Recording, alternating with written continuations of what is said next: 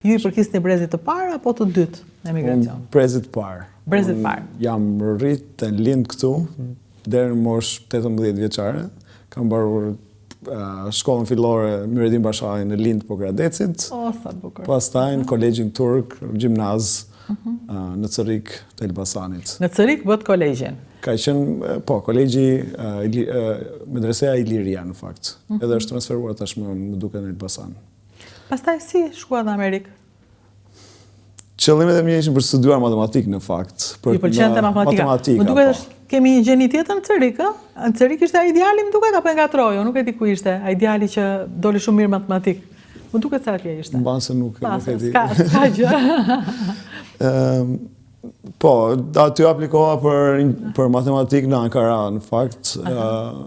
Fitova bursë për të shkuar në Ankara.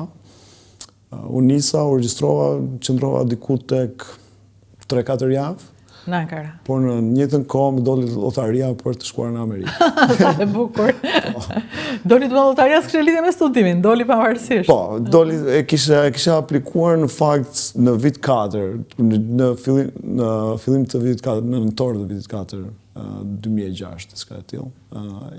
Edhe I përgjigja e dytë u ktheva, dhash intervistën, po e la shkollën, dhash intervistën dhe u nisa për Shtetet e Bashkuara, kam vajtur atje në 18 nëntor 2007.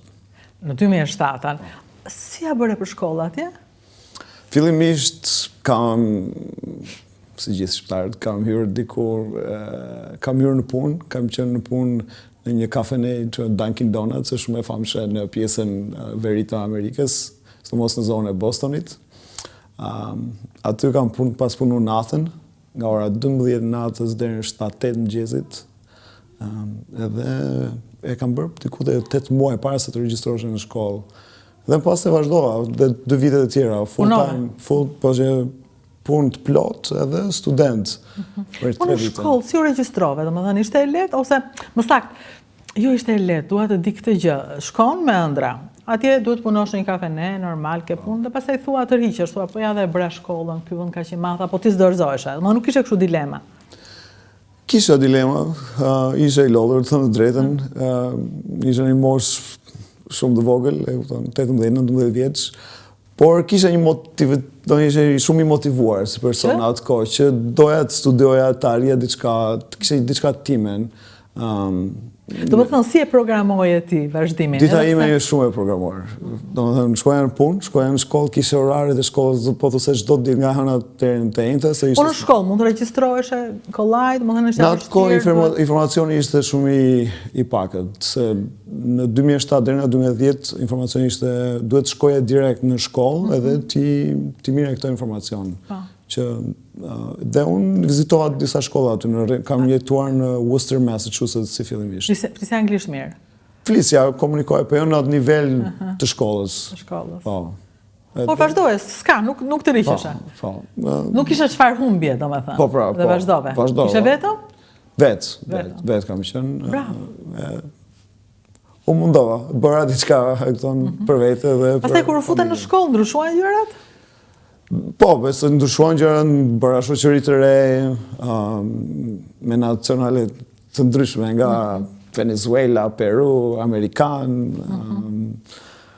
U informova më tepër për vende, u integrova më mirë në kulturën amerikane. Mësova më tepër, domethënë, rëndësinë që kishte shkolla në 2 vitet e para. Pavarësisht se punoja shumë, por kuptoja që kjo ishte një e përkohshme, nuk ishte një kohë gjatë. Kuptoj, domethënë fillove të besoje pastaj, që është e përkohshme. Sepse shkolla do të hapte dyert të tjera. E drejtë, po. Kur I hapi ato dyer? Në 2013, kur mbarova bachelor, zgjati pothuajse 5 vjet, 4 vjet, 5 vjet.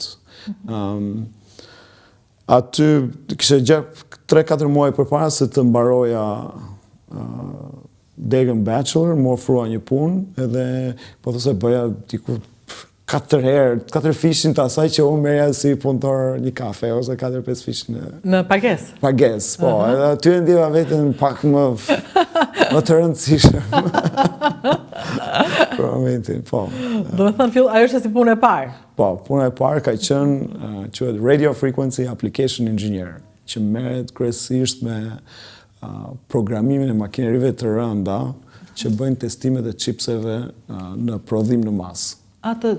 Chipseve që i vendosen telefona, vendosen Wi-Fi routers, po këto bëhen në prodhim diku te miliona në muaj. Po bëhen në Amerikë ato, se kisha idenë që bëheshin në Kinë, në vende të tjera? Në pjesën të Azisë. Dhe por kompania ishte amerikane, por prodhimet, do më thënë, testimet, prodhimet bëheshin në Tajland. Në Tajland. Ti punoj në Amerikë, apo të duhet të... Udhëtoja, 1-6 muajsh, kam pa, do më thënë, ishte një punë perfekte për mua, të thëmë të drejten. Kishte dhe, më pëlqej dhe pjesa e udhëtimi, do më thënë, kishte një projekt 6 muaj që punoja nga pjesa hardware dhe software e kombinuar.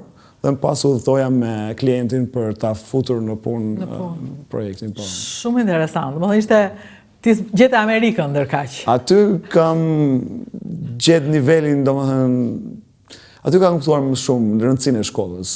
Kur fillova që njerëzit të vlerësonin për atë që bënin. Atëherë të lutem ma thuaj me zot lart rëndësinë e shkollës që ta dëgjojnë, sepse jemi në një kohë që të rinë fëmijët thonë, më që duhet shkolla, janë gjitha janë në chat. Në fakt, ja që të bën shkolla? Shkolla të lartëson, të jep një mundësi që ti, jo vetë për vete, po dhe për familjen, krijosh një shpresë për të gjithë, besoj. Sepse pastaj ti u bëre shpresa e të gjithëve? Po, kishe mundësin për të ndihmuar më tepër ana ekonomike, se edhe këtu. Ata jetojnë në Linë? Familja jeton në Linë? Jetonte, po pas 7 vitesh unë i troqa. I troqa, mora prindrit. Thua ma e le Linin, po ku e qove shpi në Linë ti? Po atje kemi vënd... Mos e shit? Nuk e shesim. Mos e shit? Jo, nuk e shesim. Sepse është një vënd i jashtëzakonshëm. Dhe mua më pëlqesh. E ndjen tani që ke ikur kur kthehesh apo s'të qëllon? E ndjen, është sikur shpirti i gjenë ati atje.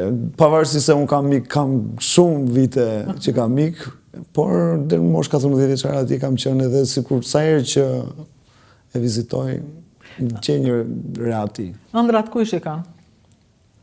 Në cilën shtëpi shef ëndrat, apo s'ke kohë për ëndrat ti? Atje, jo, kam kohë. Atje ku jetoj shoh ëndrat. Atje i shoh. Kurse këtu kam një kështu si një kështjell, domethënë kështjell rëre në kokë për Shqipërinë. Dhe kur vi këtu sikur bie. Është normale. Nuk është faj Shqipërisë asyti, është normale. Të gjithë kemi pritshmëri të tjera për jetën. Dhe pastaj na duket, po s'ka gjë, e mira është pak nga pak të ndërtojmë pritshmëritë tona, të realizojmë si kundër bëre ti me shkollën. Durove apo jo? Po. Nuk ndodhi menjëherë Amerika. Shumë është shumë e drejtë. Do vullnet, do durim.